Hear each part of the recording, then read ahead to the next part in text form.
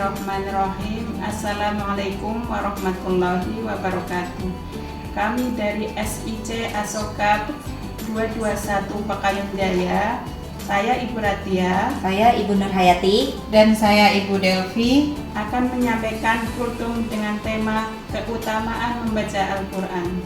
Innal hamdalillahi nahmaduhu wa nasta'inuhu wa nastaghfiruhu wa na'udzu billahi min sururi anfusina wa min sayyiati a'malina may yahdihillahu fala mudhillalah wa may yudlil fala hadiyalah wa asyhadu an la ilaha illallah wahdahu la syarikalah wa asyhadu anna Muhammadan abduhu wa rasuluh. Untuk membersihkan waktu, kami persilahkan Ibu Nurhayati untuk menyampaikan kultumnya. Silakan Bu Nurhayati. Bismillahirrahmanirrahim. Umat semua yang semoga diridhoi Allah Subhanahu wa taala. Akhir-akhir ini kita menyaksikan sendiri bagaimana banyaknya orang-orang yang mulai meninggalkan Al-Quran. Bahkan di lingkungan sekitar kita hanya ada sebagian kecil anak-anak disibukkan dengan Al-Quran dan yang lain disibukkan dengan gadgetnya. Na'udzubillah. Padahal jelas bahwa Al-Quran diturunkan oleh Allah Subhanahu wa taala untuk pedoman hidup, untuk petunjuk hidup umat manusia. Lalu, jika Al-Quran mulai ditinggalkan, petunjuk hidup yang mana lagi yang akan kita gunakan?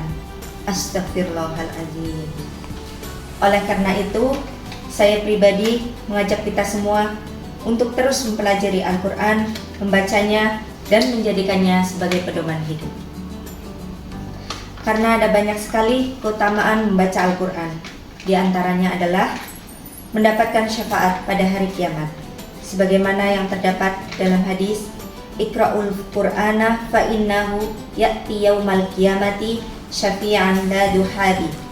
Bacalah Al-Quran, karena sesungguhnya Al-Quran akan datang di hari kiamat untuk memberi syafaat bagi para pembacanya. Hadis riwayat Muslim. Oleh karena itu, kita harus istiqomah dalam membaca Al-Quran, apalagi di bulan suci Ramadan ini yang pahalanya akan dilipat gandakan. Kemudian, keutamaan membaca Al-Quran adalah mendapat pahala yang berlimpah.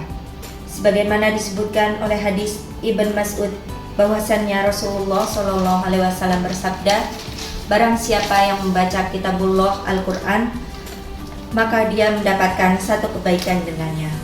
Dan satu kebaikan itu dibalas dengan 10 kali lipat kebaikan.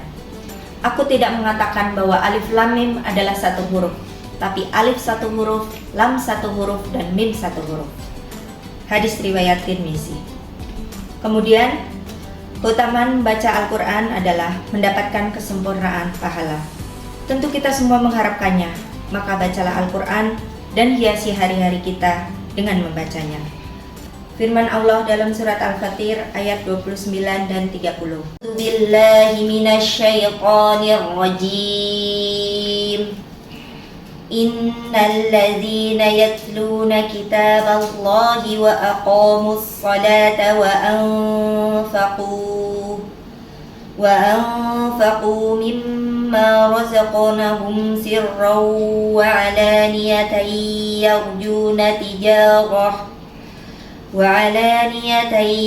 yarjuna tijaratan lan tabur liyuwaffiyahum ujurahum wa yazidahum min fadlih innahu ghafurun syakur.